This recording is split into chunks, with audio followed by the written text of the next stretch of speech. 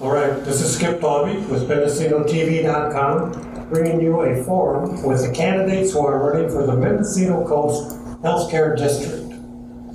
And I'd like to say, before we begin, my appreciation to Terry Vaughn at Mendocino TV for providing the production for this event. I think it's Unfortunately, our live cast will not be happening.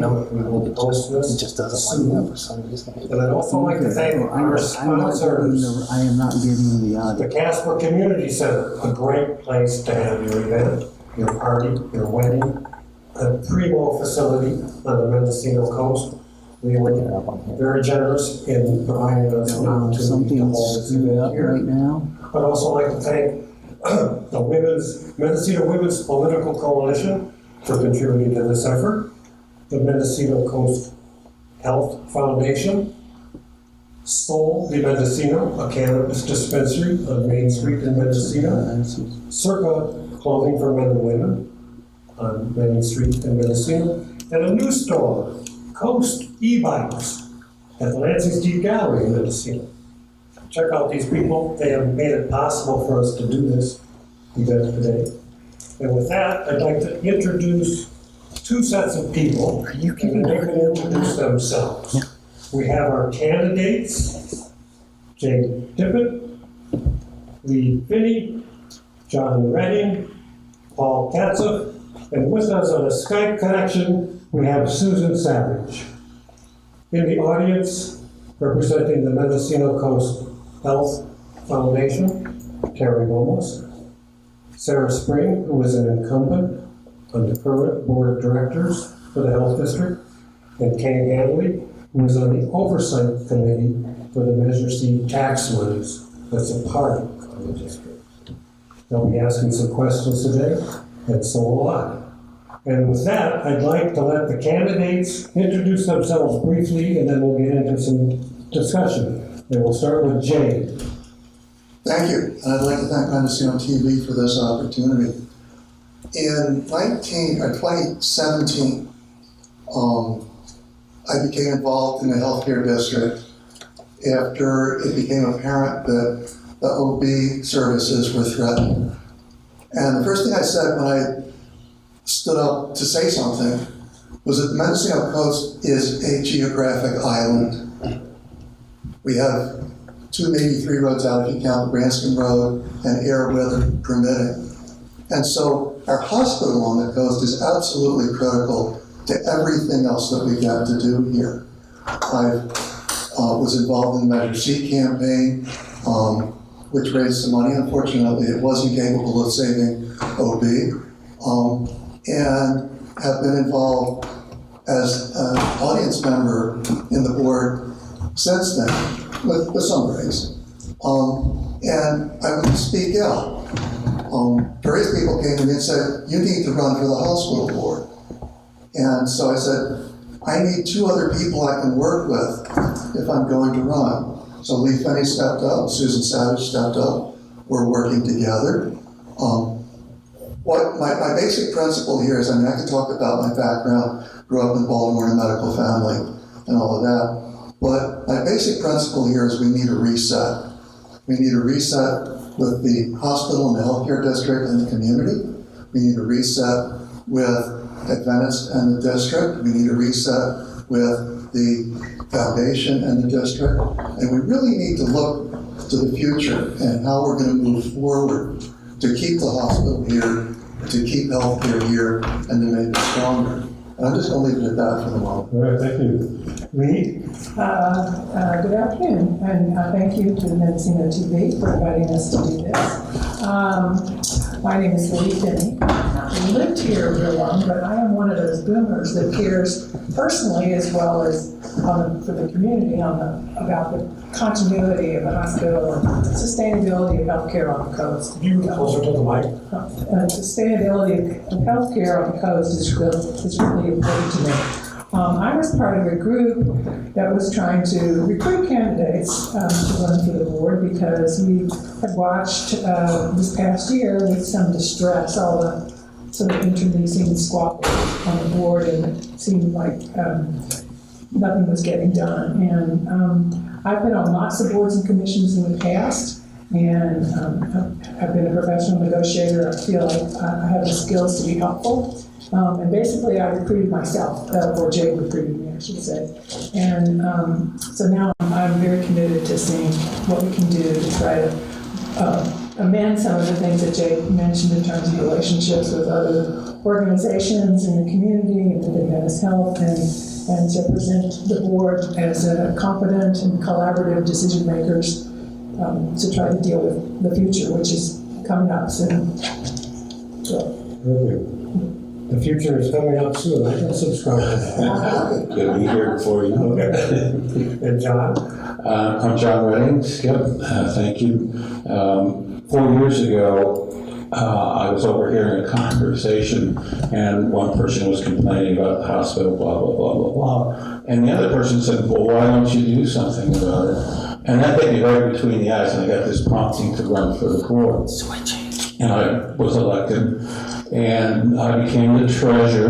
I have been for the last 4 years because I have an MBA and almost 50 years of business experience. And we accomplished some good things. When I got onto the board, we were heading for another bankruptcy. Had lost $5 million in the previous 3 years. So first thing we did, we had to fire an underperforming CEO, which is not a popular move. Then we had to shore up our finances since we finally balanced the budget. But the looming issue was the cost of the seismic upgrade. So we chose the path of affiliating with Adventist, and it passed 93-7, as you may recall. And then since then, we've been trying to reestablish the institutional knowledge that was lost when our employees went elsewhere, including transitioning the financial system. And lately, we've been moving forward on the seismic. We hired the Benny Group to perform seismic, or to do a conceptual design study of the options. So when I hear that the board hasn't accomplished much, I just recall these things that we did accomplish. Why, I was uncertain as to why, if I was going to run for re-election. And I finally decided to, when I looked at 3 incumbents, were not going to run. I felt like I needed to run for re-election and bring some needed continuity to the board and all the knowledge and information that I had acquired in those 4 years, and continue leading the efforts that I started, which is the seismic upgrade and managing day-to-day finances. So. Thank you. And Paul, before you talk, I just want to make it clear that you are running unopposed to fill a 2-year term. So if you'd address that issue also. Aren't I lucky? Yeah. My name is Paul Katzeff, and thank you for inviting me here. Speak into the mic. And I will speak into the mic. I've been on the Mendocino coast for the last 50 years. I got here somewhere around 1972. I have found and co-found Thanksgiving Coffee Company, where I've been the CEO for 50 years. I'm a rookie in this whole event. I don't come with an agenda. I don't actually know most of the stuff that is going on. I've heard my own experience at the hospital was fantastic for the first 40 years that I was here. And then I've had 2 personal experiences which led me to believe that I couldn't trust the hospital. One was coming back from Africa when I had a very obvious disease or illness, which the hospital could not, kept sending me home, giving me fluids and sending me home, and I would come back next day and they'd give me fluids and send me home. Well, I almost died from malaria. They had a helicopter me out to UCSF. After that, my daughter got CVEF in the hospital, and they weren't able to analyze it, and she almost died as well. And they had to helicopter her to Mercy Hospital in Reading, where within a half hour she was on the operating table. And through that process, I discovered that things had really changed in terms of accountability. When this hospital was one of the best rural hospitals in the United States back in the 80s and 90s, doctors wanted to be affiliated. We were noted as one of the best rural hospitals in the United States at the time. Everybody had confidence in that hospital, and it was attracting doctors, and it was attracting, and there was accountability. You would go into Harvest Market, and you'd see your doctor. The doctors would see the people who were coming into their hospital. There was accountability, and I saw that was lost. And I think if a community is going to have a hospital, they need to trust it. And the relationship between all these things that are happening in our community, where rents are going up, where young people aren't moving into the community, older people are freaked out about not having a hospital they can trust, so they're moving out. This community is in a survival mode, and I'm 84. I want a good hospital. So my motivation to be here is I don't have an agenda, I don't know the specifics, but I have certain skills that I've picked up over the years as a CEO of a coffee company or any company. I've worked with staff and I've worked with finances, and I'm hoping that some of the things that I learned in the last 15 years can be helpful to this group. Well, thank you, Paul. And we're joined by Susan Savage on a Skype connection. Susan, would you care to say anything to our audience here? Okay, yes, I would. First off, I definitely want to thank you for giving me the opportunity to join you via technology. Did not want to miss this, but I totally appreciate all the work that Terry has done to make this happen. So thank you very much for doing that.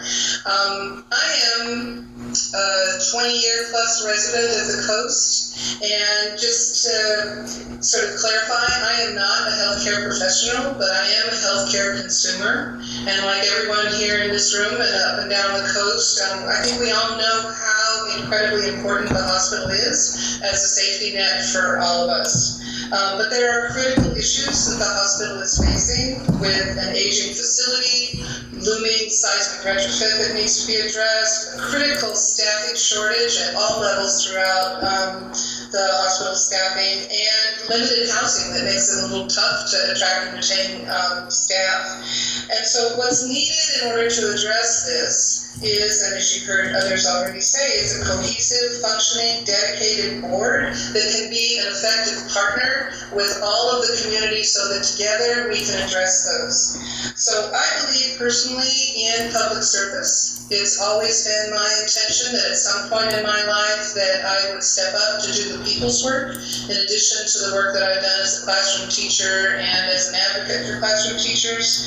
But this was an opportunity that's just sort of presented itself after attending a number of the Zoom meetings, and looked like to me that the organizational skills and the people skills that I've gained over my professional life will be, I think, a very important addition to getting the people's work done and addressing all these very critical needs. So I really appreciate the opportunity to talk more about that with all of you, and on into the future. All right, thank you, Susan. And I did want to give you a heads up that I can barely hear anybody else, so if I'm leaning into the mic a little bit so that I can hear you. All right, well, I'll speak right into the mic. I think I'll just open up with a couple questions, and then I'm going to invite the audience members to come up and ask some questions, and we'll go from there. And I think what struck me when I was doing my research, I went to the website for the healthcare district, and the very first thing it said is to ensure the continuity of essential health care in the remote communities on the Mendocino coast. I see a reversal from that. From when I first moved here, there was a clinic in Elk, there was a clinic in Mendocino, there was a clinic in Fort Bragg, I don't know where else. Now everything's in Fort Bragg. There isn't even any satellite services. Envision the future and how can the district serve the remote communities? And let's start with Jane again and go right around the table. There's a little context here. I think we need to deal with the context if we're going to answer that question. 400 rural hospitals closed in the last 10 years. There's another 600 rural hospitals that are in danger of closing. There's a nationwide problem with healthcare. And there's a nationwide problem specifically with paying for healthcare. On top of that, there's a nationwide problem with healthcare staffing that was made considerably worse by COVID. And specifically, Lee and Susan and I met with Dr. William Miller, and he said that when COVID came along, a whole cohort of people in their 50s and 60s looked at what was happening to healthcare workers in New York City and took a step back and left a vacuum behind them. So that from that perspective, there is a systemic problem with providing health care in rural areas. That's point number one. Point number two is the lease that the district has with Adventist Health says that the district cannot compete with Adventist Health. So whatever the district I'm not does, talking about competing, I'm talking about health, not the Adventist hospital. The clinic used to operate clinics, not the hospital. The district can partner with whoever they want, not just Adventist. the district can partner with whoever they want. The district cannot start its own entities. And I think that's the difference. I would like to see the district work with the Mendocino Coast Clinic. I would like to see the district support peripheral clinics. I would like to see the district support Adventist in opening peripheral clinics. I would like to see that. Lee, would you like to speak of this? Sure. Yeah, I have to agree with the idea that it would be wonderful to have clinics and peripheral clinics. I came here with the current situation as it is. Right up into your mind. Okay, came here with the current situation the way it is, without clinics in Mendocino or elsewhere. It would be wonderful. I mean, at least there was a pharmacy in Mendocino, but now even that has moved to Fort Bragg. So yes, everything is in Fort Bragg is a problem for those of us who live further down the coast, as do I. In terms of how we get back to something like that, my feeling is that we're going to have to work with Adventists to help get them to be successful in helping us meet our own needs. Because, as Jade said, I don't think that we're in a position to create clinics on our own, but we can certainly work with both the Mendocino Coast Clinic and Adventist Clinic in Fort Bragg to see whether or not it can possibly be expanded. I think it's kind of in survival mode right now, so I don't know if expansion is in the works, but obviously that would be part of the long-term goal when you talk about sustainability of quality health care on the coast. All right, thank you, John. Well, there's two competing visions of our healthcare future. The one held by Adventist Health envisions aging at home and telemedicine, and then a treat and transfer facility, which means an emergency or stabilize the patient and then send them to Ukiah or Williams. They've been pretty clear about that, in fact, and that they won't invest a penny into a new hospital. The other vision, which is mine and I think most people in the community, is to build a state-of-the-art modern hospital and clinics. And we've embarked upon that effort now, and I can't think of anything more exciting to a community building a hospital. There are external forces that have resulted in the loss of our clinics and pharmacies and the degeneration of healthcare in particular, and that is the lack of economic development in this county, which has led to shortage of houses, and it has crippled the workforce. In the last 4 years, I can tell you that there's been a couple of times that the admins, the great fanfare said we're bringing in a new GI specialist or a new cardiologist or something. And after 6 to 12 months, they quietly left because they couldn't find a place to live. It is in the district's best interest to work with the county and the city of Fort Bragg to jumpstart the economy and build and create more jobs, which creates more private insurance, by the way, but which fuels or gives us the resources to build the housing where we can put the nurses and so forth. But there is some systemic problems. Jade mentioned them, and for those, time will tell what we're going to settle in that. Thank you. Paul? Get up by that mic, Paul. Bring it to you. I don't have anything that I want to add to what was already said. I'm here to learn. I haven't got an agenda, but I will eventually have an agenda. I will have a point of view. But right now, just listening is good enough for me. All right. Susan, would you like to address this issue? Well, this may be definitely a repetition of what everybody else has said because I haven't been able to hear what they're saying. But I think that there is absolutely a need for access to high quality healthcare up and down the coast. And that doesn't mean that everything should be centered in Fort Bragg. And then that all goes back to the other kind of correlated dilemmas that I presented at the very beginning, which is that everything is related.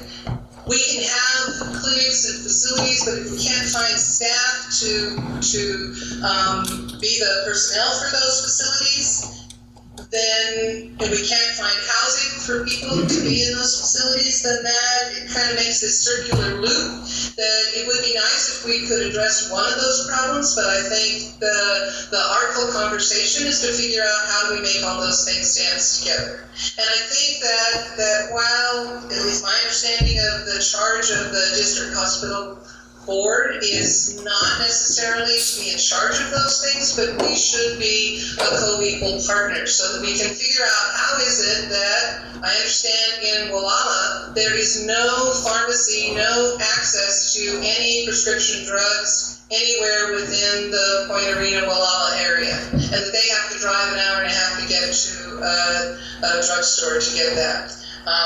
That there are needs all the way up and down the coast that we're going to have to figure out what the solution is to that. But I don't see how we address it if we don't address some fundamental problems like housing and like how do we attract and retain people to come to the coast as we redefine our economy, because I think that's already underway as we speak.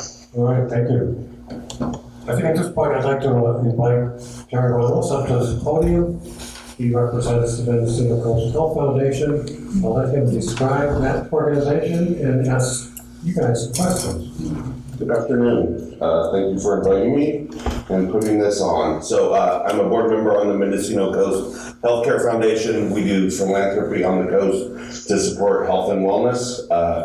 Well known for putting on Wine Song previously, but we've pivoted, put on a number of smaller events now, and have expanded from support of the hospital alone to various health and wellness on the coast. This year we've raised $3.2 million in grants working with local community for health and wellness, so Comshy Fire and other places. Congratulations. 3.2 billion. So I want to ask about staffing and housing. We keep talking about this. I want to get a little more specific. What do you do as a board member on the district to actually fix that problem of staffing and housing? How does the district and you yourself work on that? Let's start backwards. Susan, did you hear that? No, I didn't. Well, was that directed toward me? I couldn't hear that. More like everybody. Okay, so the question was, if I'm repeating, so what can the board do to address issues of housing? Yeah. Is that correct? Yes. Okay, so I'm really interested in this issue, and I know that there are conversations going on at the Board of Supervisors, that there are land trust models that are being explored. I know that there have been conversations about should there possibly be be an effort to build a new hospital, that there might be possibilities to include housing in that development so that we can attract and retain, at least as transitional housing, people coming to the coast to fill those healthcare positions. I know that this is a national problem, and that part of our difficulty, as other vacation rental destinations have been, is that we have an inordinate percentage of the housing stock that's being taken up by VRBO, Airbnb sort of rentals, that I know the Board of Supervisors is looking at how might we address that in a way that brings at least some, if not a lot, of that housing stock back into workforce housing. So there are a number of conversations going on that I think the board can be a voice for the healthcare consumers along the coast to be part of those conversations. I'm not sure what the legal parameters would be depending on the financing of what we need to do with the retrofit, but if there is money that could be leveraged to include an effort toward making sure that there is more housing available, that might be an interesting part of that conversation as well. Thank you. So those are the kind of things that I've been talking to people about and learning more about. Would any of the other candidates like to speak to Paul? I just wanted to say, Susan, you seem to have spoken my mind. I think that housing is like one of the critical issues of our time. And if we don't deal with the housing issue at the same time that we're thinking about the hospital and the healthcare issues, then we're not going to be successful. What the answers are and what the strategies are and the tactics, that's beyond me right at this moment. So I'll pass the mic on to somebody else who can figure out what the tactics are. I know that a number of the other healthcare organizations in Mendocino County maintain housing stocks. I know I've got a friend who does physician recruiting for the Mendocino Community Clinics, and that clinic maintains several condominiums in Ukiah, specifically for healthcare providers. The Long Valley Clinic rents 3 houses on long-term leases for their healthcare providers to come in. I think it's well within the scope of the healthcare district to get into housing to support healthcare providers, to provide transitional housing. And I know there's a rumor, we haven't really untangled this alleged $12.1 million that's Yeah, what is the deal with this mystery? Let's hold that for a separate question. But it occurred to me with that amount of money, a piece of that could be down payment on housing stock that could be brought up to rental standards, and then the mortgage itself paid for by the people who are living there, the doctors and nurses who are staying there, as a way of supporting recruitment. Now, the other piece of your question was, how do we recruit? And that's a much more complicated question. And one of the things that I think the district can do for recruitment has to do with the equipment available for doctors in the hospital. And I'll go back to my same friend who was talking about the difficulty they have recruiting obstetricians inland. And the young obstetricians are asking for this machine called a Da Vinci machine, which is actually a surgical robot that can be operated remotely by a physician in a specialist hospital. And I think one of the things that the district can do is increase the quality of the healthcare equipment that physicians are looking at when they come to our hospital. And I think the third thing that we can do in the long term, John brought it up, and I really agree with him, that building a new hospital would create a community reset around healthcare. And I think it's something that would take a whole lot more than 5 people on a board to make it happen. It would take a huge community effort. But I think it might create a turning point in terms of healthcare on the coast. Yeah, I want to add something. Everything that Susan said and Jay said, we've talked about, the three of us have certainly talk about these things as we are basically running together. I said, my feeling about the board's abilities has to do more with the potential for being an advocate and a leader and a conduit. We don't have the direct resources to do, we've got enough to deal with whether or not there's going to be a hospital. But in terms of housing should certainly go with it if there is to be. But we certainly have a capacity, I believe, to collaborate with with the foundation, with the clinics, with the other organizations in the community. As Jade said, housing is a community effort. We have the board of supervisors needs to be on board with what their plans are with the CASA houses. But it seems to me that the board is more of an initiator and a conduit for ideas and trying to bring the community together, and that's something that we're in a position to potentially do more of than has been done in the past. John? Could you also segue into the financial things about this $12 million, and the revenue sources that Yes. But let me address Terry's question first. Although it's in the best interest of the healthcare district to address the housing shortage, it's really in the hands of the county and the city of Fort Bragg. I have proposed, but was rejected, that we had a working group involving the district, the city of Fort Bragg, and the county to tackle some of these questions. But those are insular organizations. There are things that the county can do, like making general plan changes, community land trusts. There's any number of things the county can do if it will do it.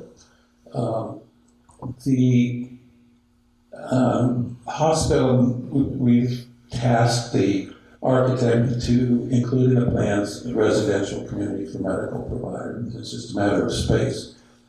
What we envision is a new hospital with the medical people in close proximity, and then we'll take the existing hospital and convert it into a skilled nursing facility. That wouldn't have to be seismically upgraded.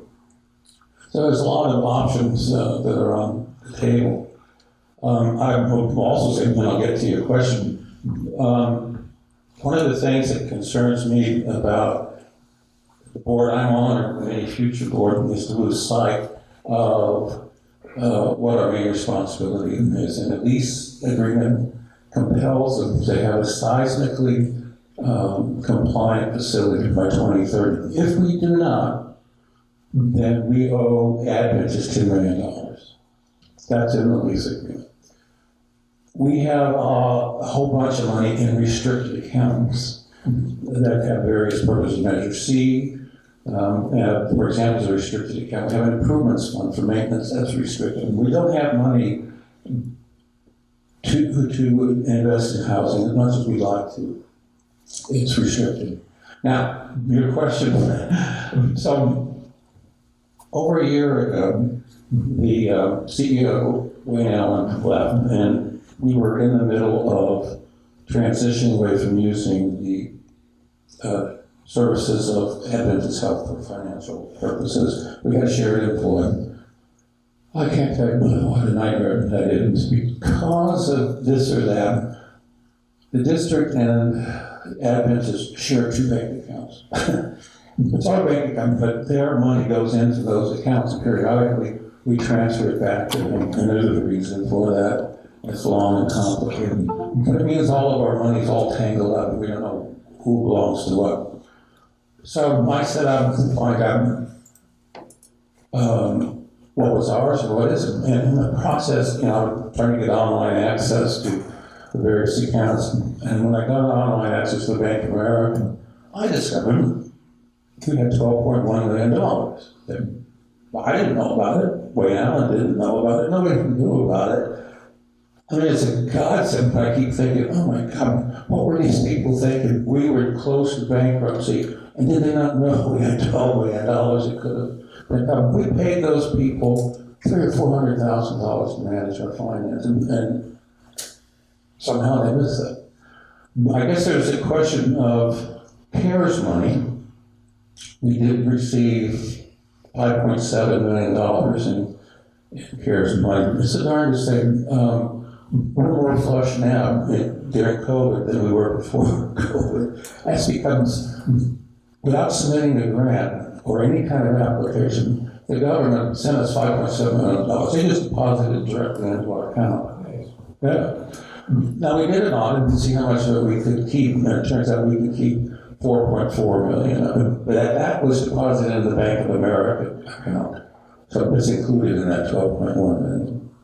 So I hope that answers your question. It makes for a lot more questions is what it does. Yeah. Okay, one of the basic questions I have is that the district gets revenue. Yeah. They get revenue that was established when the district was created from the property tax. Do you know how much that is and how that's calculated? I do. Separate from the Measure C tax money. Well, sure. We have three revenue sources. The lease payment, and it's $1.75 million a year. The parcel tax, that's $1.6 million a year.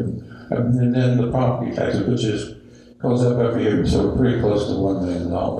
And it's $1.3 per thousand valuation, so 1.3%, 0.13%. So it's a percentage of the property tax money that's collected by the county. That is correct. So if the county collects more property tax, the district gets more property tax. Yeah, and it's been going up every year. And what is it a year?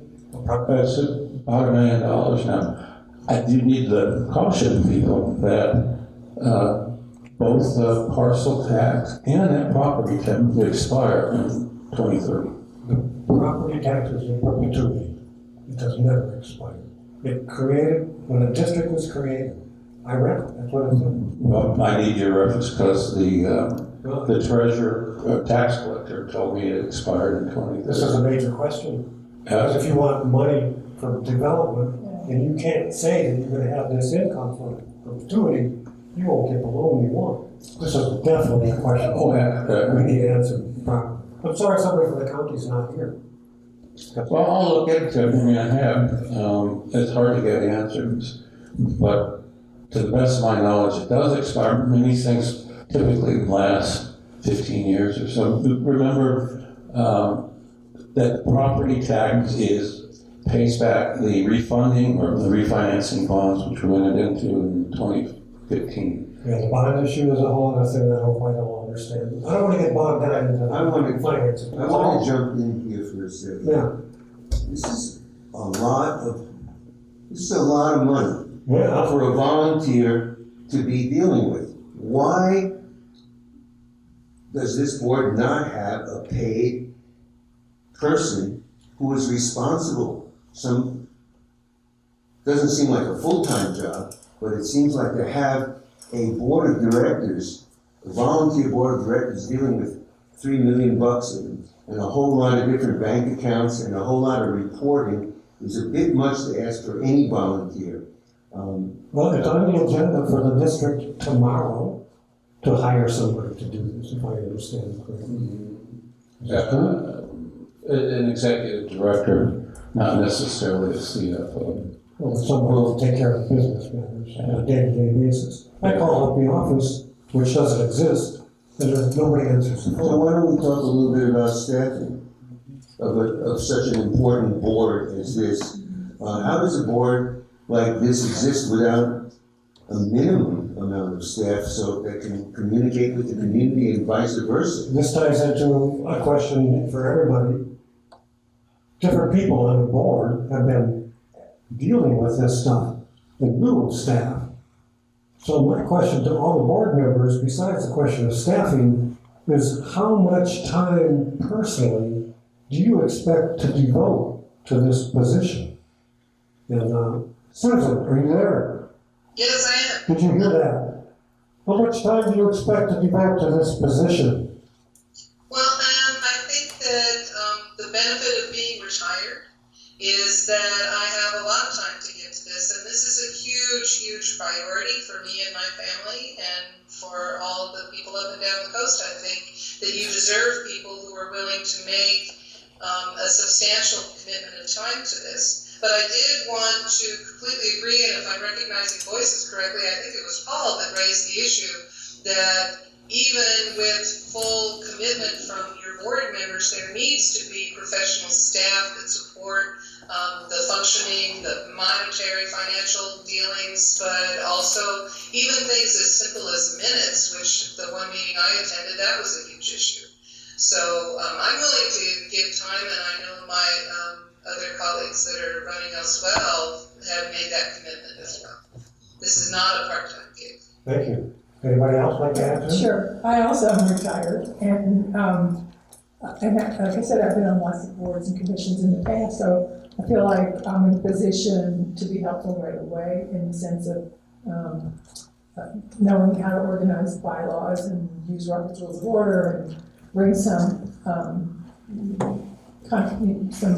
conviviality to the process as well. I don't know exactly how much time it will take, but at the moment, I would assume that it will be necessary for us to spend quite a bit of time in the beginning to try to bring some refreshment to restart to the organization itself. And I can see 20 hours a week as probably a likely minimum time in the beginning. All right, Jay? I think at least 20 hours a week to start with, and maybe more. There's a lot of stuff. It will take some time to onboard a director. It will take some time to onboard either a CFO or to bring in a CPA level accounting firm and get them familiar with their accounting. I know that Adventist has hired a nationwide accounting firm. I can't remember the name. John, you probably know the name. To help sort out the spaghetti pile of accounting. Moss Adams. Moss Adams, and then we've got several storage units of surplus equipment and boxes of files and so forth that need to be dealt with. So I think in the early term, I think it's may be more than that. I'm hoping that within a year to 2 years, the board can begin to function as a guiding board rather than a labor resource for the district, and that we have systems in place that can accomplish what we need to do going forward, and that we can bring in professionals where we need to. But I think, certainly in the short to medium term, it's going to be a very large commitment. Right. Let me tell you, it's a big commitment of time. I spend 30 to 40 hours a week, especially when we started this transition away from using Advent. There's a notion that this board should not be a working board. I wish that was the case, but the reality is it needs to be. We, by the lease agreement, our budget is $250,000 a year, so we cannot go out and hire a CFO and an executive director and still pay all the rest of the bills, which includes a lot of legal bills, unfortunately. I think everyone here, if you haven't realized already, you're in for some serious work. And especially at the beginning, it's not just about making policy. And by the way, I think you're a better policy maker if you're familiar with the details, if you've gotten your hands dirty. So, I do. Okay, I'd like to move back to our audience. We have a guest, Kay Hanley. Would you like to come up? She's on the Oversight Committee appointed by the directors of the Health District. And maybe you could explain your position and the role of the Oversight Committee and then ask some questions. Sure. Thanks, Skip. As Skip mentioned, I'm Kay Hanley. I'm here today because I'm a member of the Measure C Oversight Committee. That committee was established by the Measure C statute, and it was intended to set up a group, an independent group, who would be responsible for ensuring that those funds were spent on the specific categories of expenses outlined in the measure. So it's not just generically for healthcare or hospital related. I believe there are 6 criteria, and that group meets quarterly, reviews any requests for expenditures from the district, to ensure that if Measure C funds are used, because there are other sources that the district has, that they comply with that law, and they are also charged with tracking the funds coming in and being spent out of the Measure C accounts. So that we reconcile how much money is available, which I believe now is in the 30 million mark, although I haven't had an updated. Yeah, no, that's right. And there is no such thing as a treasurer for the committee, but I have assumed the role of the person who tracks the finances for the committee. So I have coordinated with John in his role as treasurer for the district to track those funds. So that's basically what the Measure C oversight group does. I would like to address a question generally to all the candidates. I saw the responses that you all gave, the questions, except for Paul's. So everyone else, though, in terms of this issue of the retrofit and the new hospital, if I'm reading your responses correctly, all of you seem to be supporting the new hospital. And we've heard some of those comments today. I am concerned about that if all of the candidates that are stepping up for our board are already lined up to that decision, because I want to make sure that the district evaluates the options here. A new hospital is like $100 million. That would be an enormous bond issue. We are finally seeing the light at the end of the tunnel in this district to pay off old debt that's been there for many years. That's on track to be paid down, I think, within 7 or 8 years in pieces. And to take on a huge new debt, to me as a taxpayer here is a bit frightening. I know that hospitals make money from private insurance. I mean, if you look at it as a business, they make money from private insurance, which we don't have here. So I'm not sure how this thing would pay for itself unless you feel that a new hospital will somehow attract a lot more specialists or a lot more provider talent. And I think that's kind of a dubious assumption, but I just would like to understand why, if you all think that the new hospital is the right answer, or if you're still in the evaluation mode, how would this benefit this kind of huge expenditure and huge debt? Let's start at the end, like down. The vision of a new hospital is one option. Right into the mic, King. The vision of a new hospital is one option. And I think it's an option that we need to seriously consider. The second option, the plan B obviously, is retrofitting the existing hospital. And we don't really know what that's going to take yet. There's some technical issues with the construction of the existing hospital. I kind of cynically the other day with Dr. Miller called it a Winchester Mystery House Hospital, in that it has started out with a early 1970s hospital, and then it has had things built onto it, and built onto it, and built onto it. The plan B will, if we go that route, will give us essentially a 50-year-old hospital that won't fall down. And that's what we'll get. And I think that's an option. I don't want to walk away from the idea of a new hospital, and I agree with you that it's a massive lift. I agree with you that it's a massive lift. I don't think we could pay for it with a bond issue. But I also question the idea that we don't have the insurance payers on the coast. The demographics of the coast are shifting. We have, and I talked to, I'm not going to mention names here, but somebody who has reason to know. And my statement was, I think we have the wealth resource on the coast to build a new hospital. What we need is the leadership that the wealth resource will trust. Now, I come from the city of Baltimore, where Johns Hopkins Hospital was the first modern hospital built in the United States, where we had Memorial Hospital that was built totally with bequests and donations. The tradition of people making major donations to build hospitals is a long tradition in medicine. Here we had a hospital that was essentially built because the mill that took all the lumber went out to all the timber owners and twisted their arms behind their backs and said, guess what, you're gonna join our healthcare district, and you're gonna help us build a hospital. The lumber mill isn't here anymore, and the big landowners, the big timber owners, are trying to get themselves out from under the parcel tax.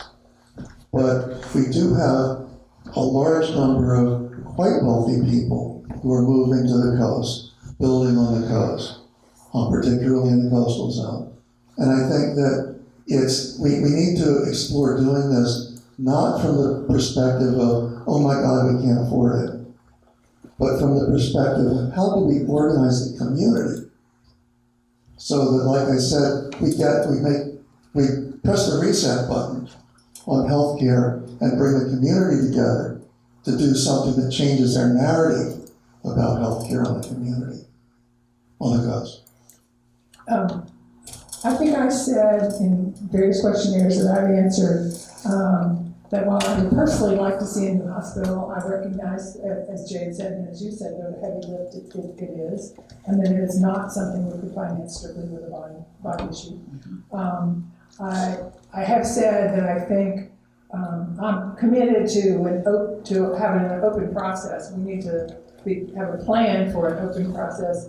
I think it's important to find out from the community whether how important the hospital really is to them, whether or not they would commit themselves to a bond issue or to raising money. I do agree that I think the demographics are likely to change, particularly as climate change makes it warmer, and in another year like this one, there'll be even more people moving to the coast, particularly as they retire, and then you can afford it here. But I recognize that there's a planning that has to go along, and we have to be sure that the community wants it enough to do it, and that and we also have to have the plan B in place as we go. I think we have to be on two tracks. I think we have to be prepared to do the retrofit, if that's what we need to live with. If in fact there's not the will, or the will can't be generated to go for something that is clearly going to be a very big deal to do. No question about that. Well, a couple of things. I've looked at the numbers, and a retrofit of the hospital with some modernization would be about $50 million. And we would have enough revenue from existing taxes to pay for that. A 10-room hospital, money back. We've asked the Vaney Group to look at some options so that we can be informed.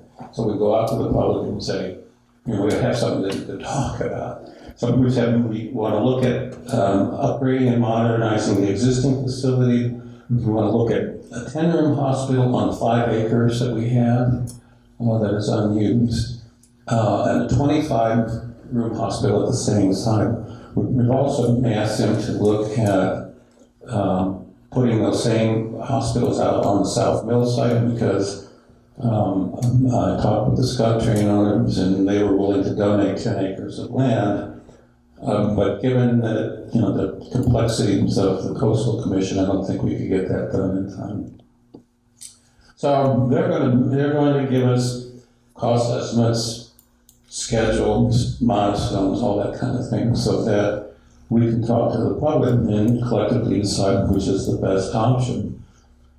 A bond measure is doable.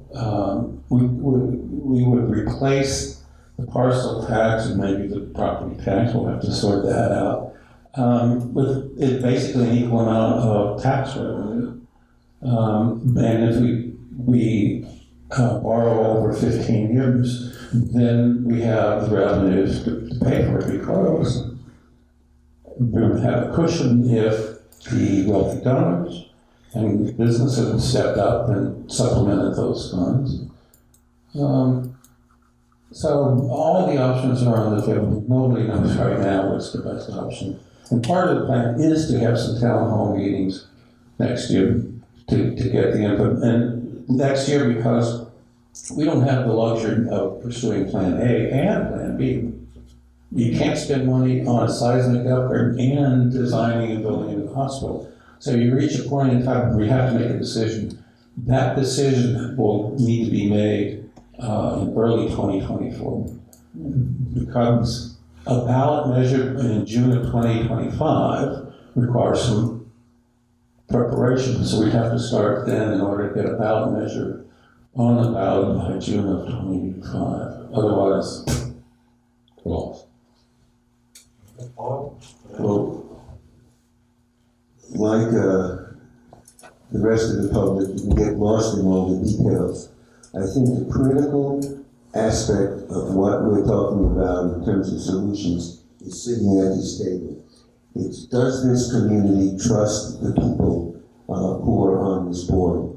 Can we speak to a community and look out at the community and see that they are liking what we're doing, they are liking the transparency that we provide, and they believe in us. If the community believes in the district hospital group that's responsible for solving the problem, they'll join us. They'll be part of us. But if they don't trust what we're doing, if we're not clear with the community, if we can't communicate from our heart in a way that the strategies are believable and people want to participate with us and help us and us help us help them, nothing's going to happen. All this strategy is going to be worthless if the community isn't part of this. So it's up to us. It's up to this new elected group, whoever it is, to get the love and support and the trust of the community. If we can't do that, time is not on our side. Susan, do you want to chime in here? Yes, please, and I definitely heard loud and clear, and I believe that was Paul talking about community trust and faith in the members of the hospital board, to be able to go out to the public and ask for their input and support as we solve this issue. I think the original question, though, had to do with whether we individually have already taken a position or already decided. And I did want to clarify that for me, I'm interested in a full, open, transparent, clear, data-driven conversation about what our choices are. Initially, for me, from what I know right now, I really, as a consumer and a taxpayer, I need to see more about the benefit of spending $30 million on a retrofit on a 50-year-old building versus spending $100 or $120 million on a brand new facility. I think there's a conversation there to be had where we can all together educate ourselves so that we can all together make an intelligent decision. But I couldn't agree more that for our hospital board to be an effective partner and leader in that conversation, we've got some repair work to do with the community so that they can trust that what they're hearing is going to be clear and verifiable and something they can rely on as they participate in making this decision as well. So I couldn't agree more with that part of it. Thank you. Thank you. Okay, do you have any more questions? I just looked at one very specific question, probably for John, something you said earlier I want to clarify. This mysterious 12 million, plus or minus, say it's 12 million that falls within the district. Did you say that is in restricted funds, meaning? That's unrestricted. Unrestricted. Okay, so this would be available for members of the board in the future to decide healthcare related projects. It would, but we need every penny of that to pay for seismic upgrade or a new hospital. Okay, even though it's so-called found money. It's found money, it's not restricted, but if we were to figure that money, if we were to spend that on other issues, we wouldn't be able to afford even a seismic upgrade. Really? Okay, so your advice would be put it in the fund, the sinking fund that's building up over time for the seismic upgrade or a new hospital rather than for housing or some other. That would be your advice. Yes, absolutely. Okay, I'll let somebody else say. Can I comment on that? Oh, yeah. Because I disagree with John here. And there's really two issues. how do we get a hospital that passes the 2030 deadline? And the other issue is, how do we support the hospital? And I think that we need to look at both of those issues from an investment point of view. And I think that one of the real dangers in these kinds of discussions is what I call a poverty mentality. We can't afford it mentality. And starting out with, what's it gonna cost? And I think that what we can afford, just like in a family, depends on how important it is, how clear the vision is, and how committed we are to accomplishing that vision.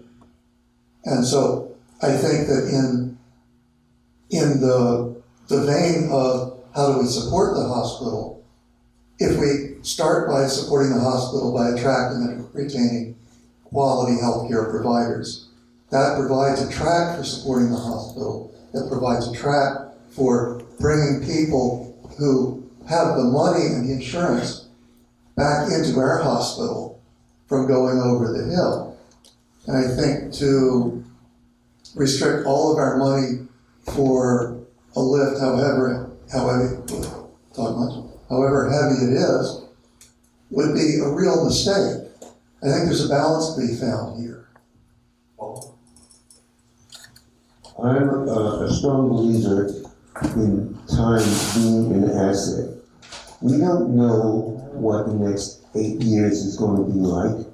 We have no idea. I mean, did anybody predict COVID? Certainly as a CEO of a company, I couldn't predict what was going to happen to my company based on this existential threat.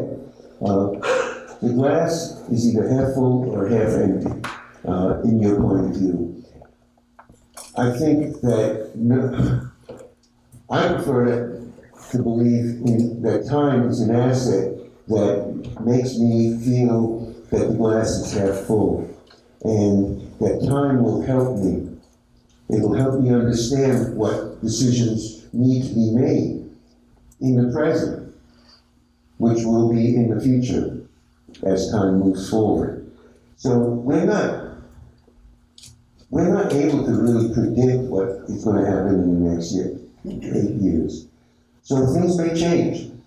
I'm coming into this hopefully with an open mind to answer your question. Do I believe that we should build a hospital and be ready to do it in 10 years to meet the site? I don't have the answer to that because I don't know what's going to happen, and nobody else does either. So we have to be able to move forward, understanding that you don't have the answers, and I don't have the answer. But I think that I'm going to have to make a decision at some point. But at that point, it'll be in the moment, as opposed to now, which is not in the moment. But that moment is quickly arriving. Yeah, that's fear. That's fear. No, it's being realistic. I'll show you the schedule. Okay, wait, Jay? There's another piece to this 2030 discussion. And Jim Woods, our representative in Sacramento, came and we had a meeting of 70 some odd people, and we talked about this whole issue. There are 200 and some odd hospitals in California, I can't remember that number, that don't meet that seismic deadline. The aggregate cost of bringing all of those hospitals up to the 2030 standard, the SBC 5 standard, is over $100 billion with a B dollars. Wood's prediction is that the state's going to blink on the deadline. We have to operate, obviously, as if the deadline was there until the state blinks. But I think that we have to also operate with a certain amount of optimism that the folks in the leadership in Sacramento understand that we can't be closing, 200 hospitals in California, and we can't take the attitude that, well, if they can't afford it, Tango Sierra, they'll have to close. I'd like to comment on that because there's some new information. The state legislature voted down for the second time, extending the 2030 deadline. And despite a big push by SEIU and the California Association of Hospitals, and the reason is the nurses union are totally opposed to it. They feel like there's been 3 decades to get this done, and the nurses' health and safety is at risk. 2030 is going to be a hard deadline, and those that don't meet it will become a treat and transfer station with emergency room only. And they'll go over to UConn. And that's what Adventist wants. So I think the deadline is going to be 2030, where I'm projecting that if everything goes right, we'll have an operating hospital open at the end of 2030. And if we have that, then we'll get relief. But we need to be realistic. The deadline isn't going to change. Thank you. Well, it seems to me that meeting the seismic upgrade requirements is within our reach. That is something we could do. That's not the heavy lift we're talking about. So whether or not we have to deal with it by 2030 or later, the other option that involves Sacramento, it seems to me, might be the possibility that given that high cost, that there will be some legislation that will provide greater assistance, financial assistance, for the hospitals like ours. That's always a possibility. We should be advocating for that as well. But and I recognize that the decision, like I'm not going to say the future is coming right up, and it is. We've got a couple of years in order to make that a decision. But the resources are available. We could do the retrofit. It's not like the hospital is going to close or it's going to become just a transfer station. We can keep it the way it is. Whether or not we can make it better is a bigger question. No, I'm definitely committed to not having a treat and transfer facility. And the reason I'm not is that I served as an EMT on both the East Coast and the West Coast in small communities. And I understand that golden hour. And I've done CPR for 45 minutes rolling down the highway to deliver a corpse at the other end. And it doesn't work to have a treat and transfer facility. We need a hospital here with an emergency room with a surgeon in it, with an operating room that can be brought with the lights on and people in it and operating in 15 or 20 minutes. Because that's how you save lives. That's how you save a community. That's it, yes, absolutely. So I'm absolutely committed to that one. Thank you all. Appreciate the documents. I'd like to introduce Sarah Spring. She is on the Healthcare District Board for another 2 years. She was appointed 2 years ago. And would you like to introduce yourself some more and ask some questions? I would like to ask a question. Thank you, first of all, for inviting me today. I would like to ask the panel, what do you see the future of the relationship between the healthcare district and Adventist Health? And how do you see that working? Let's start with John first. Yeah. That relationship started out fantastic.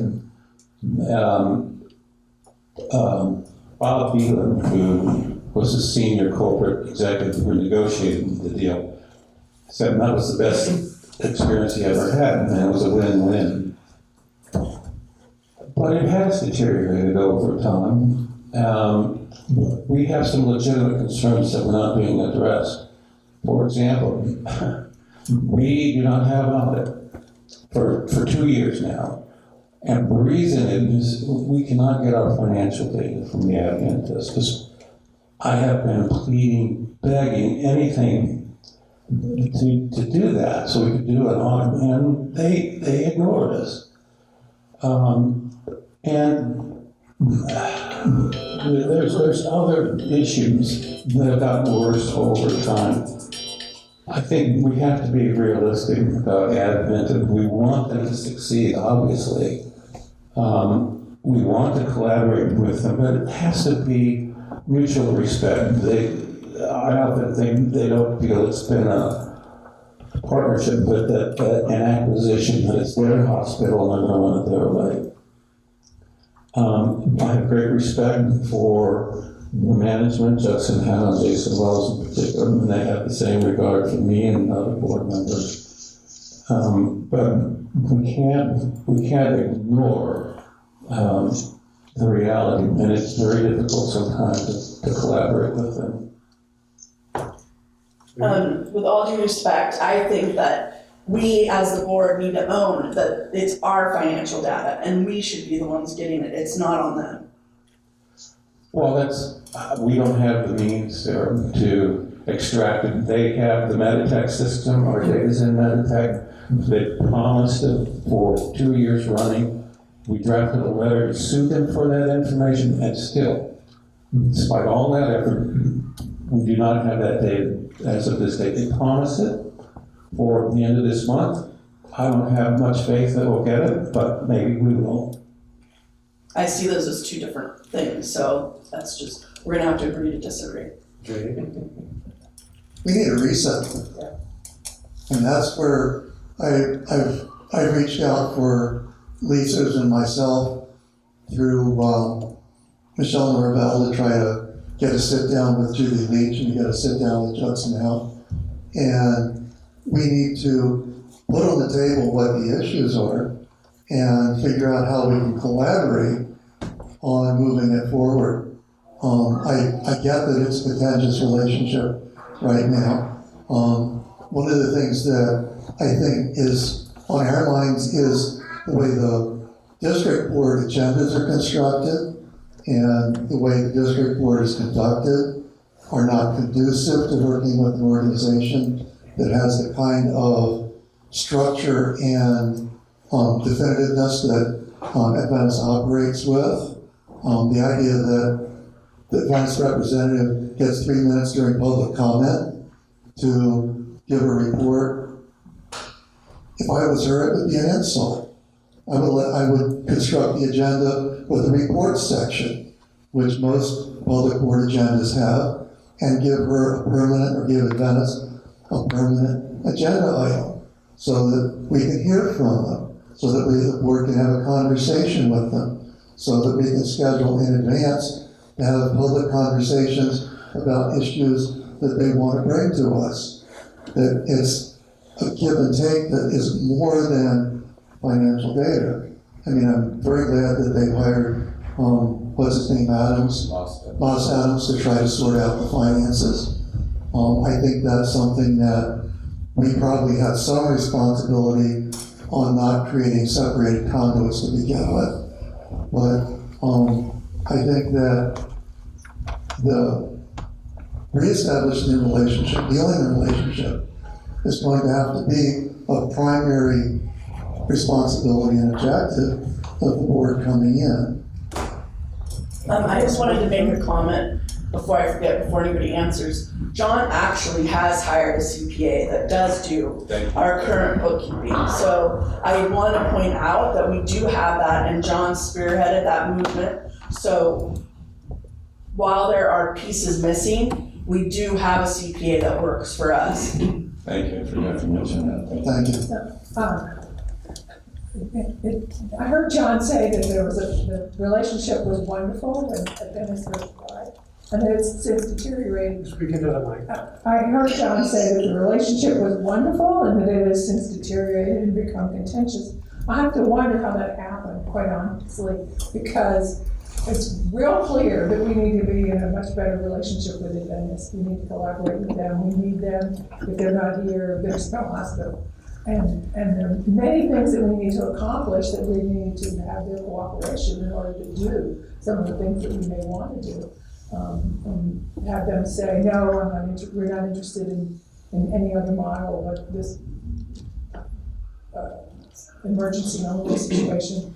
I find it impossible to believe that the relationship cannot be improved. I have spent my entire professional life working on getting people to make agreements and to cooperate with each other in very contentious situations. So I'm very committed to trying to repair I agree with Jade, and obviously Jade and Susan and I have talked about this a lot, and all of us have listed as one of our initial priorities is to improve the relationship with the dentist. I'd like to just say that I did invite the Adventists to participate. Unfortunately, today was the day that all of their executives are having a regional conference. So they had nobody to send, because I wanted them to be able to say how they perceive. Yeah, that would be interesting. And I hope that they will have something to say about this in the future, which reminds me, there is other opportunities for people to hear from you folks some more. We're going to talk about that. But do you have any more questions, Sarah? I wanted to clarify that the property tax does not expire. It's something that happened when the district was set up, similar to the percentage the schools get and the fire departments get and MCRPD gets. So the property tax is different than if we put a bond for it or a measure for it. Those all have expirations, but the percentage that John brought up earlier for the property tax does not expire. No, that's good to know. That means the bond measure is considerably less. All right, and you done? Yeah. Terry, do you have more questions? Yeah. One, but. So I was in business for a very long time, and one of the questions I always asked when I interviewed people was 30, 60, 90-day plan. So we hear a lot about long-term. How do you get started? Go for it. Paul? You start talking to each other. That's how you start. Okay. 30-day plan. Number one, onboarding the new board members. Number two, establishing Robert's Rules of Order as the operating rules of order for the board. Number three, creating an agenda structure that provides all of the documents for every agenda that includes public comment, board comment, reports from the entities that I detailed before, and that comes out at least 4 days. The Brown Act requires 72 hours, but it comes out well ahead of that. Full Brown Act compliance in terms of the meeting structure. Minutes that are taken, minutes that are approved. Monthly finance report that details the finances in, the finances out. A warrant list in the consent agenda of the expenses to be paid. All of those things that ordinary, most special districts, most boards, most governmental boards accomplish. That's 30 days. The 60 days is about rebuilding the relationships with the foundation and with Adventists. And that probably will take most of that energy. The other piece of the 60 and then on to the 90 days is cleaning up some of the residual messes. I'm thinking of storage messes, the surplus stuff, just the loose end stuff that just hangs and drags. Those need to be there. By 90 days, we need to have a community process going forward for the decisions about what the future of the hospital is. And we don't have to have it on the calendar yet, but we have to be moving in that direction within 90 days. That would be my 30, 60, 90. So I just have to echo that, obviously, I agree with everything Jade said, because Jade and Susan and I have talked about this, and talked about how we would see reorganizing things. So, again, Robert's Rules of Order, following the Brown Act, having everything approved, expenses and minutes and so forth, the way that most boards operate or should operate. This would be the first priority, and making sure that all the new board members are up to date on what the rules are with regard to the Brown Act and the bylaw, and what the bylaws are. I heard it when the bylaws meeting, John said that there actually is a policy manual, which I was stunned to find out, because the way the board operates now, it would appear that there are no rules. So, setting some structure, making people feel welcome and comfortable and trusting to be able to come and speak their mind at board meetings is another piece of something, what needs to happen within the first 60 days. You know, establishing ourselves as trustworthy, competent partners with the other organizations is all part of what needs to be going on as we go forward. Where does the board actually be seated after the election? I think it's the first meeting after the election. After the election is certified. Yes. Well, there's a board meeting on November 10th. It won't be certified by then. No, December 8th is the next schedule. it would be December, I would assume. Okay. I want to add one more thing to that 30, 60, 90 list, and somewhere in the 60, 90 is reestablishing the two standing committees, the Finance Committee and the Planning Committee, and bringing more community members in to be part of that planning process and part of the financial oversight of the district from the beginning. So, a lot of what Jade and Lynn have described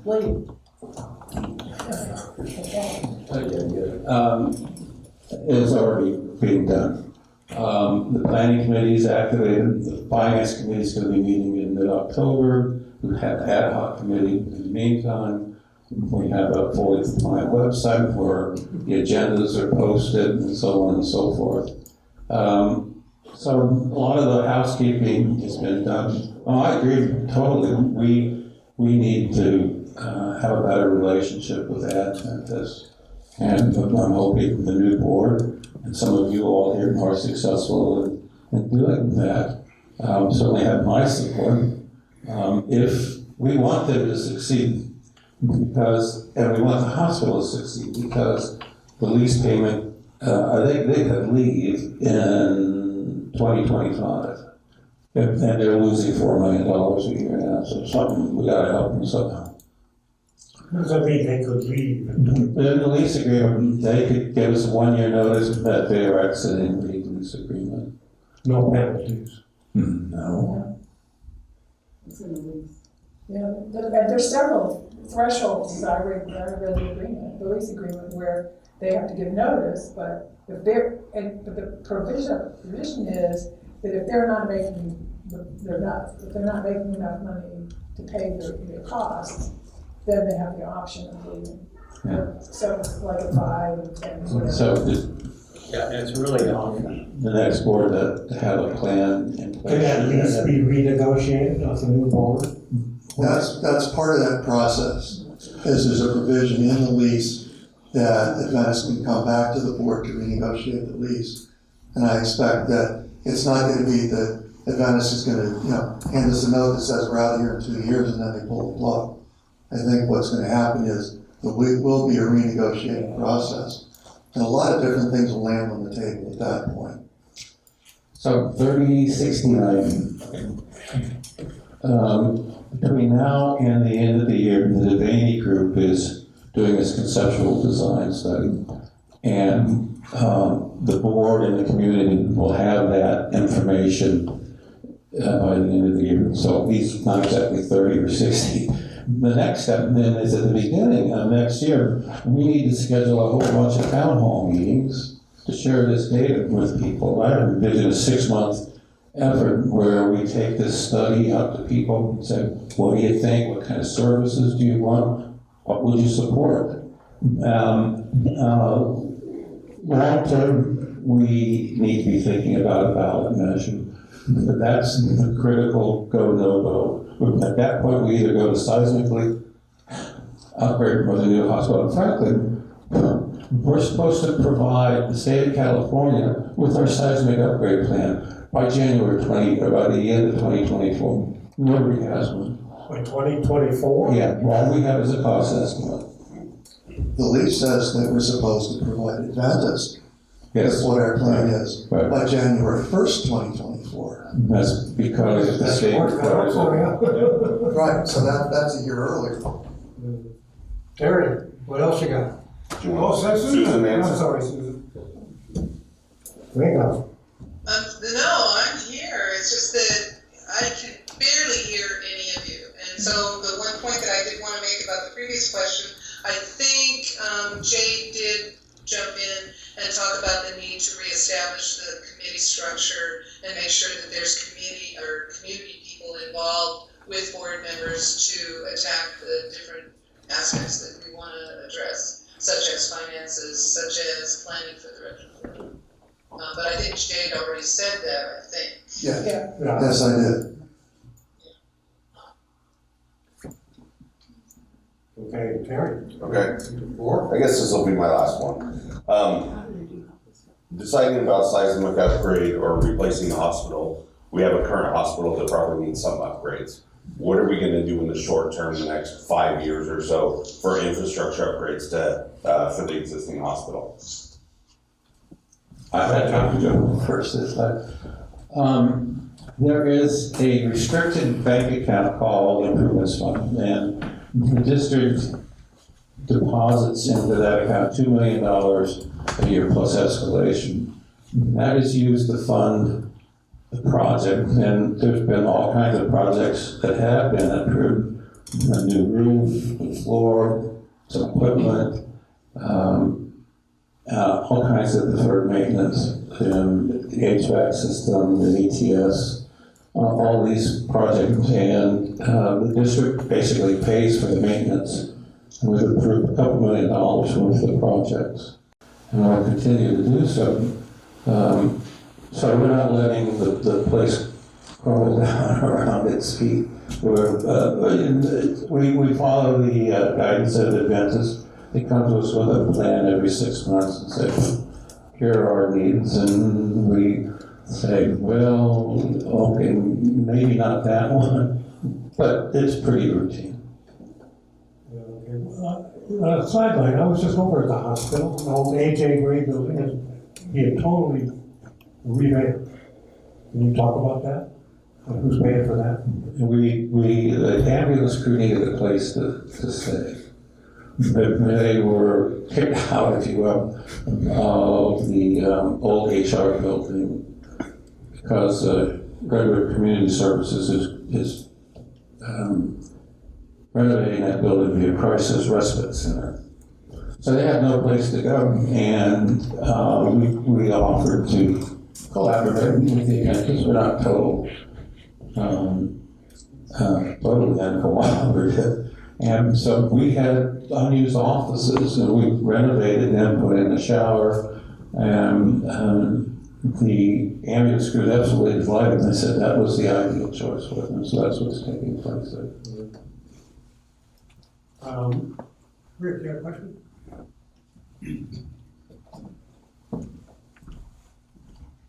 Hi, I'm a private citizen, not an official the way everyone else is. So first, a citizen's comment about the retrofitting. I think we're all for maintenance and improvements and so forth. The benefit of retrofitting is marginal. If I once heard the numbers, I think the current hospital is at a 5.8. The retrofit takes it up to a 6.8. The likelihood of an earthquake in the next 50 years in the northern, geologists say the likelihood of a serious earthquake beyond 7 in Northern California, because we had our big one in 1906, is very minimal.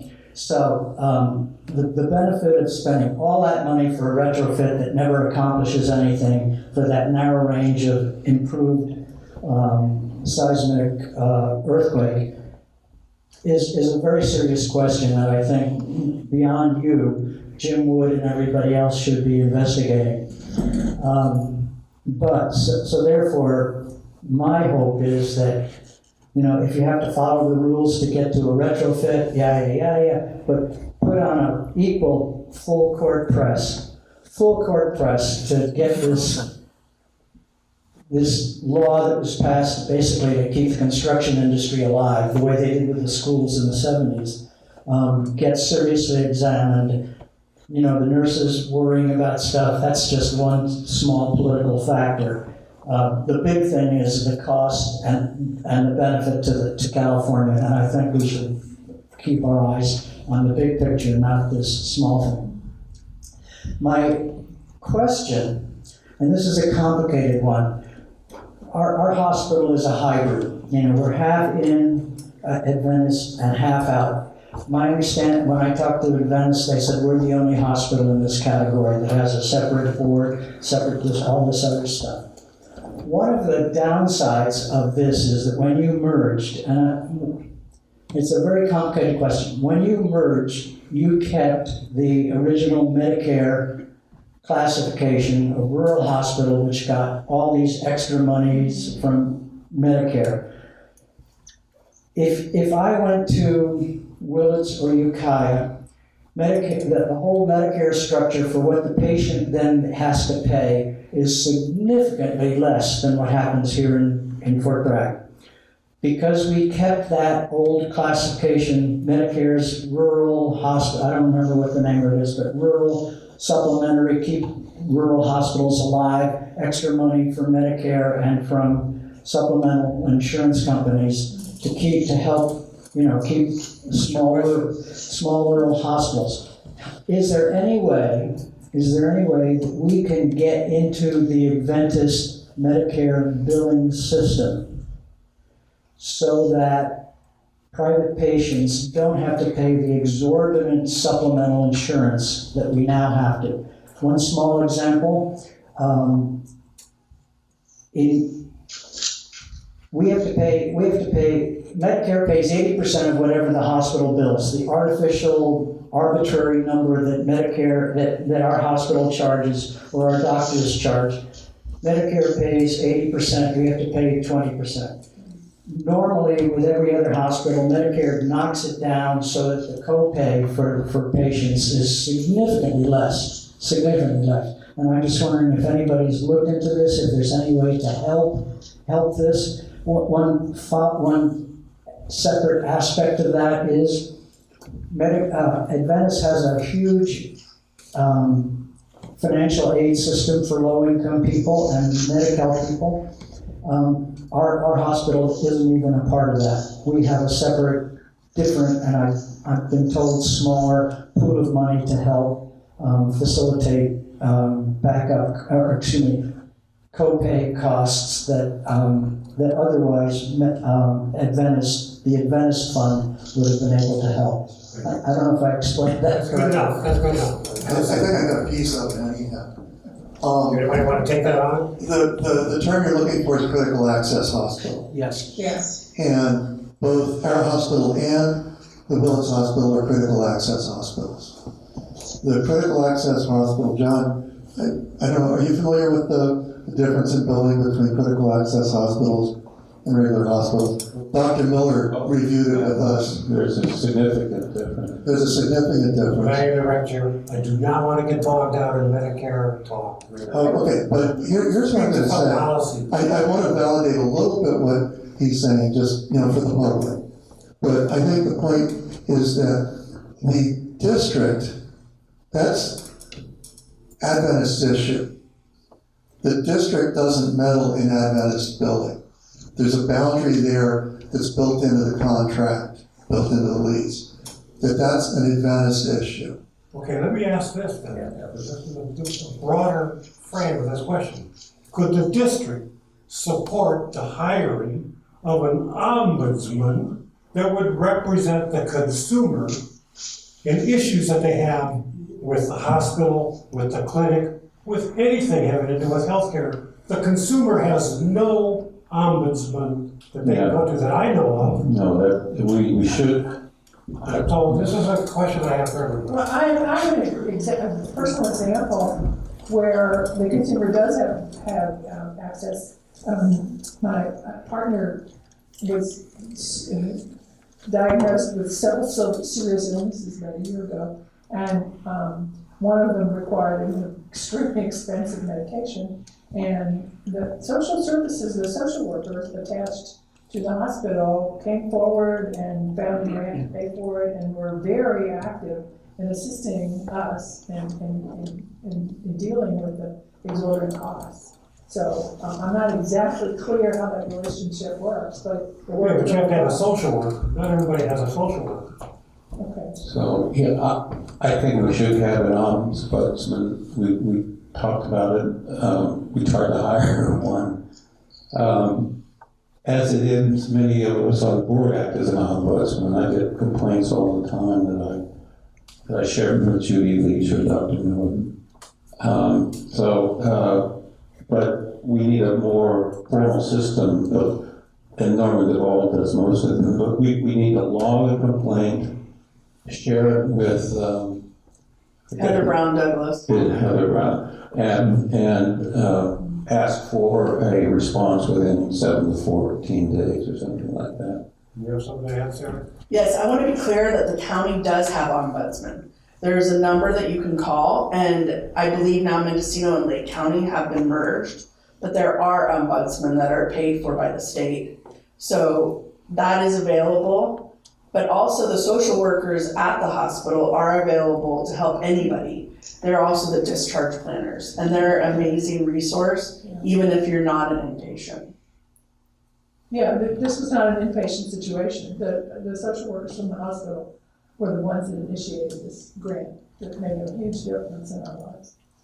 You know, folks, I'm getting tired. Yeah. We all get tired. I think we've covered a lot of ground. Unless somebody has something really special to say, I'd like to just give a few public service announcements and then everybody get a chance to say a couple final words, maybe talk about who is endorsing you. But I would like to remind people that the League of Women Voters will host all of you again on a Zoom meeting on October 26th at 6 p.m. So if you didn't get enough of these folks today, tune in for I thought it more. was earlier than that. No, that's my information. I think it's like October 5th. I think it's earlier than the 26th. By the 26th, a lot of people will have voted. So I'm pretty sure it's earlier. And I apologize for that. tomorrow, there's a district board meeting. Yes, It didn't say what time. 6 o'clock. 6 o'clock, Zoom. So I think There's a closed session that starts at 5, and that's the introduction is open to the public, and then we go into closed session. So at 6 o'clock, then we have open session. That's where the And people can get the information to participate by going to the, website, which is, MCHC, Mendocino Coast Healthcare District.org. and I would like to also say that on the ballot will be a candidate who has withdrawn from the race, Dr. Dawn Marie Risley Childs. She didn't offer any explanation about why she withdrew. She declined to even submit a press release to tell the public that she's withdrawn from the race. The timing is such that she's still on the ballot, so I just want to let everybody know that this candidate is not running. That's why she's not here today. And if anybody else got anything other than a final wrap up? Yeah, I did check my calendar. I have October 5th to go into the new voters. Okay, I'm sorry about that. October 5th October 5th, this is in, at 6 o'clock. yeah, correct. And people can find out about that at the League of Women Voters. Yes, they have- Website? yes, if you Google the league, you'll get to it. Okay. Yes. Are you taking any other questions from the audience? Not really. So, Spoonman, you want to give a last minute pitch for yourself? Sure. Okay, well, I definitely wanted to again thank the people who put this together. And although I couldn't hear hardly anything that anybody else was saying, I do look forward to actually having real conversations with people moving forward as together we figure out some solutions to some really complicated, interrelated dilemmas that we face so that we can together provide quality health care for all of our folks up and down the coast. And my apologies for not being there and for not being able to hear you at all with your comments, but we'll do better next time. Okay, you can watch this later and see what would happen. Oh, I don't think there's much. Yeah. I'm going to skip over Paul for a minute because he runs on opposed. So, John? Yeah, so I want to, Jade said earlier that he can work with Lee and Susan, well, Jay, you can work with me too. I'm not in the opposition here. I am just as interested as you are in civilly and productively doing the district's business. As I said, I think that it's important to have an incumbent on the board, someone, especially like me, who's done the day-to-day finances and been involved in the seismic, and I have the institutional knowledge. I think it's important for the continuity of the board. So while the other board members are coming up to speed, we can continue to make progress and not lose any more time. And I did budget $1,000 for board training. So whatever that means, bring in a consultant. And when I had a session like that, we had a guy come in, a BB, and gave me a stack of slides about the Brown Act in ad nauseum, and we spent 2 hours listening to that. And there's more productive things to do. So I would like people to re-elect me to the board. I would like to continue to serve and keep our progress moving forward. Thank you. Well, there is an incumbent on the board. I mean, Sarah will be on the board, so there is some continuity there. Jade and Susan and I have worked together. We know each other. We've talked a lot about what we think is needed. We think the current board has been quite feckless, and that we would bring some change that is much needed. So we would like very much to see that all three of us get elected. Jade? I want to really appreciate the collegiality of what happened today here. And this is kind of the process that I'm looking for. And we are going to disagree. And we're going to have different camera angles. I really appreciate John having the data and the information and supplying it. I spent 20 years as a high school teacher.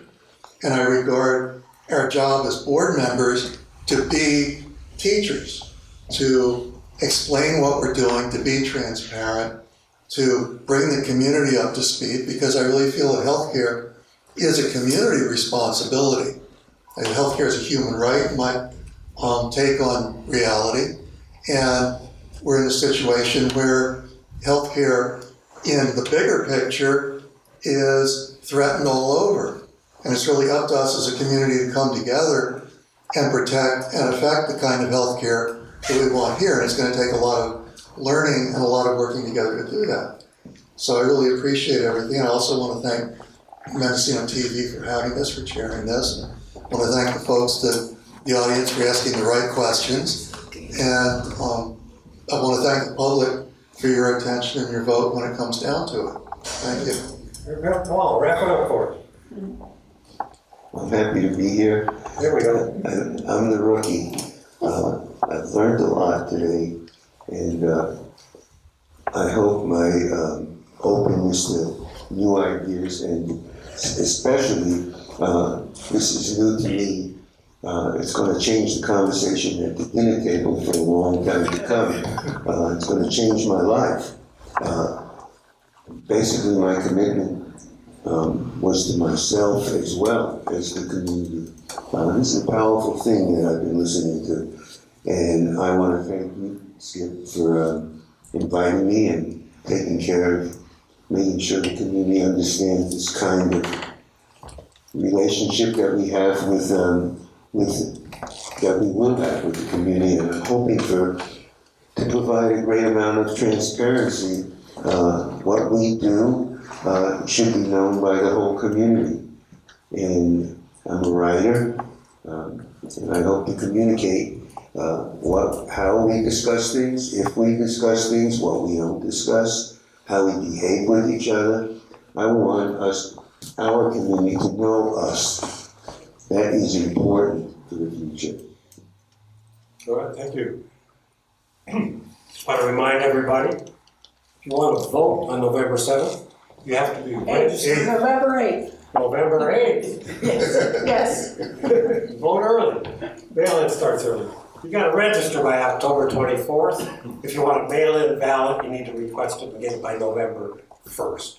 And again, I'd like to thank our sponsors, the Casper Community Center, a fantastic place for you to have anything, the Mendocino TV crew, Shay and Terry, the Mendocino Women's Political Coalition, the Mendocino Coast Health Foundation, Sol de Mendocino, cannabis dispensary on Main Street in Mendocino, Circa Clothing for Men and Women on Main Street in Mendocino, and a new store, Coast E-Bikes, at the Lansing Street Gallery in Mendocino.